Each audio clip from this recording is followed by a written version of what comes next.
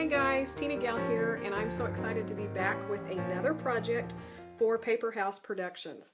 Today I'm going to be working with their One Big Happy Family collection, and I'm going to be doing something just a little bit different. It's not your traditional family.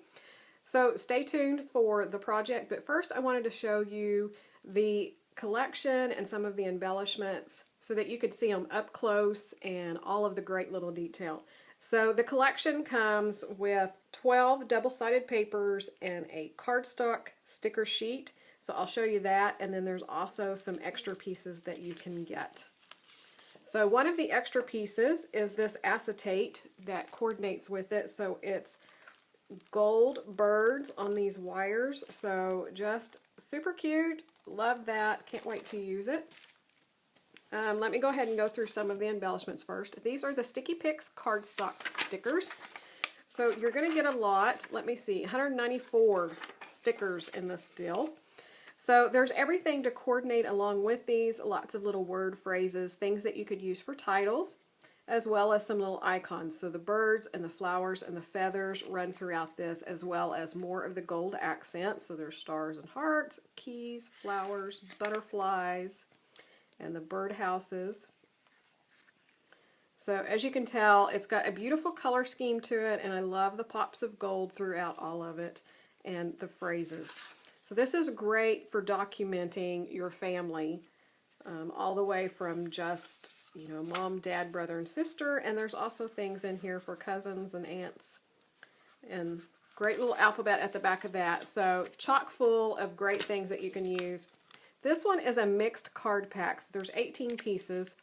These are 4x4, and they have die cuts throughout them. I'm not going to pull that out, but you can see there's a house here, the home here. Then there's also these acetate pieces that have the printed images. And then just cards. So you could use these in pocket scrapbooking as well as in traditional scrapbooking or any of your projects. So some more fun things. Now for the paper collection that you can get. Here's the 12x12 sticker sheet. Again, it has a full alphabet. This is the uppercase, and it's done like a painted cork, as well as some borders, large icons all the way down to some small ones, and some great phrases. And like I said, all to document family. And then the paper, you're going to get 12 sheets. There's 2 of each one, so I'm going to show you. This is the front of this one here. So it has the feathers and that minty green, and the back side is this piece here with all of the circles. So you could punch those out for embellishment or use it as a background, cut a strip off of it for a border. So there's one of the patterns. This one is a red, two-toned, kind of a red-orange a little bit. It has a great, kind of like a quilt design. And the back side of it is this frame that says One Big Happy Family across here. And I'm going to be using this paper today for my project. The next one is a cut-apart sheet. So there's some banners and long pieces, as well as 3x4, 4x6, and then smaller ones that you could cut apart to put in as part of your journaling. And then the back side of this one is this large floral print. Then you have this barnwood, distressed wood. I absolutely love wood grained pattern papers and stuff. And so this one's even better because it has all of the color. It has some pink and some minty green and the white. So it coordinates really well. And then this cut apart sheet is all about Dad. Then there's one for grandparents. Again, these long border strips and 3x4, as well as 4x6. And the back side is this dark blue with florals. Then we have this great diagonal chevron in the blues to the minties and the yellow and the pink. And the back side of it is another cut apart that's all about family in the same format, 3x4s, 4x6, and some borders. So today I'm going to be working, like I said, with this collection, but with just a little bit different twist on it. A couple of weekends ago, I got to spend with some of my Scrappy friends, and so I'm going to be using the paper that I showed you to document these two photos from the weekend. So let's get started. The first thing I wanted to do was to cut apart some of these pieces that I felt like were going to go well with my layout. And I'm going to end up not using them all, but I wanted to make sure and have them cut out and put to the side so that I didn't forget about them. So that's all I'm doing here. There was, I think I cut like 4 different strips that had really cute little sayings that I was going to use. And originally when I first started, I planned on using this background paper here with all of the frames. I was going to keep that title up to the top and kind of cross out happy and spell out Scrappy. And one of the things that I wanted to do was to cut some of these frames out of the paper and pop dot them up so that it would add some dimension and texture to the background instead of just having one solid piece of paper, even though it was designed. But I had that chevron paper, and when I was working with the framed background, I had thought I was going to like use it to go behind my photos as a large mat. But when I laid it down, I just fell in love with it. So I totally changed up how I was going to do this. One of the other things that I really wanted to use was this acetate paper with these blue birds, or the gold birds on it. So I decided to use that as my mat, and I'm going to offset my photos just a little bit so that you can see more of the birds, and just cut a large, well, not large, maybe about 1/4 of an inch larger than the photos. And I thought that turned out really, really cute. And then I decided to go with this feather paper behind it. And I also did about a 1/4 inch border around the acetate piece from it. Originally, I had put this paper aside because it didn't really go as well with all of the frames. It was just a little bit different color. But when I changed to that chevron, it was perfect. So I was really glad because I really wanted to use that blue paper.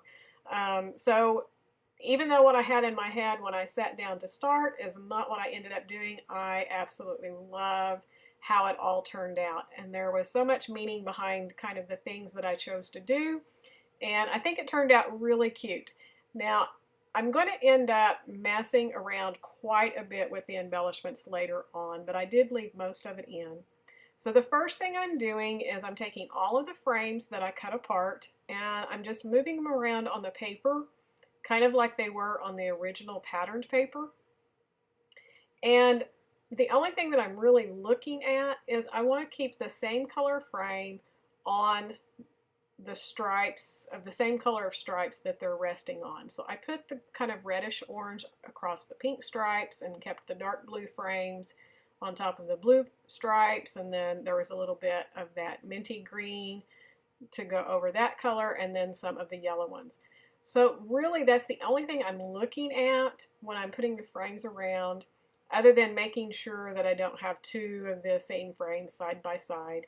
And I just want them scattered about. I'm trying to watch how they line up, the edges and stuff, with the ones that are next to it so that they're not like in a straight line or anything. But pretty much I'm just looking at the colors and just a nice, pleasant arrangement. So then, like I said on the title, I was going to keep the title and then cross out the word happy, but since I didn't use that paper, I just fussy cut all around those letters.